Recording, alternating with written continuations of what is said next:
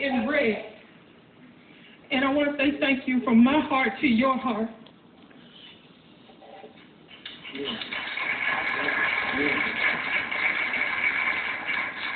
First of all, we just like to thank everyone once again for being compassionate about this, as we were, as we are, as we will be. As Attorney Crump said, this is just the beginning. We got a long way to go, and we have faith. The first time we marched, I looked to the sky and I just told myself, when I walk, I will walk by faith. That we will continue to walk by faith. We will continue to hold hands on this journey. White, black, Hispanic, Latino, we will continue to walk. We will march and march and march until the right thing is done. Thank you.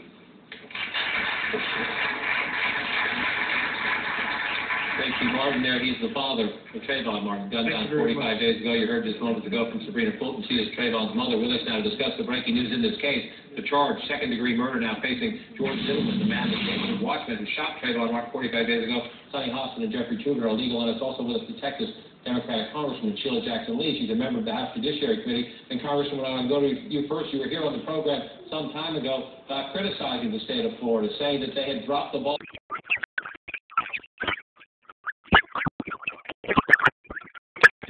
Do you believe that justice is being done? John, I remember that interview very well, and first let me just say that to Trayvon's parents, praying parents, that God has answered their prayers, and to all of those who petitioned, that is what this government is about. I remember that interview, and what I said is that the investigation by the federal government should not be mutually exclusive to the state doing the right thing. And I want to just dissect a number of things that the special prosecutor said tonight, which generated her appointment because the then state attorney made the decision to be judge and jury and allowed the stand your ground law to be the deciding factor without investigation to not arrest Mr. Zimmerman. And if you listen to Special Prosecutor Corey, she said several things. One, she represents the victim and she wants justice and fairness for the accused, Mr. Zimmerman.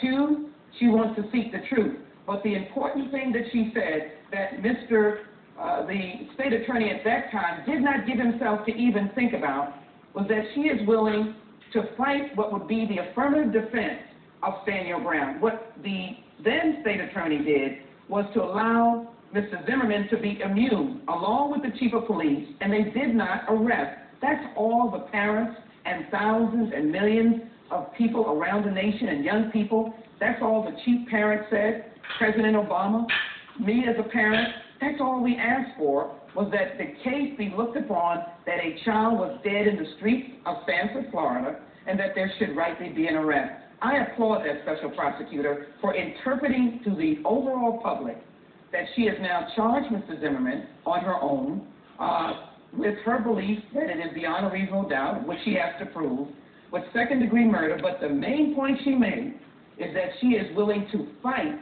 the affirmative defense, which Mr. Zimmerman has a right to petition or to utilize, among others, by his lawyers. That was the crux of my angst when we were interviewed before, was that the state of Florida at that time failed, and in that instance, who else could protect the civil rights of Americans than the federal government, of which, as you know, John, they are continuing their investigation. And Sonny Hostin, to the point the Congresswoman makes, the special prosecutor, Angela Corey, in her presentation, she was defending the local investigation, at least publicly, trying to gloss over any differences, saying that she was appointed the special prosecutor before they were done with their investigation, and she doesn't know where it would have gone had it stayed in the local hands. Was she being polite there, or was that an honest assessment? I think she was certainly being politically polite, no question about it, because I think Congresswoman made a very good point, and that we understand that the Sanford Police Department said that they were prohibited from arresting George Zimmerman. I mean, they did make that statement and prohibited, hearkens to the stand your ground law, because one is immune from prosecution if you invoke the stand your ground defense. And I think we can glean a lot from what Angela Corey said. She also said that before charging, a prosecutor must determine whether or not the homicide is justified before you decide on a degree of murder.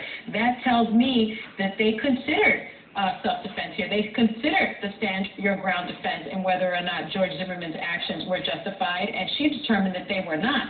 I also think that it is clear that there is evidence that Angela Corey's office has that we don't know about, because charging this case as a second-degree murder case is a significant statement as to what she believes the strength of her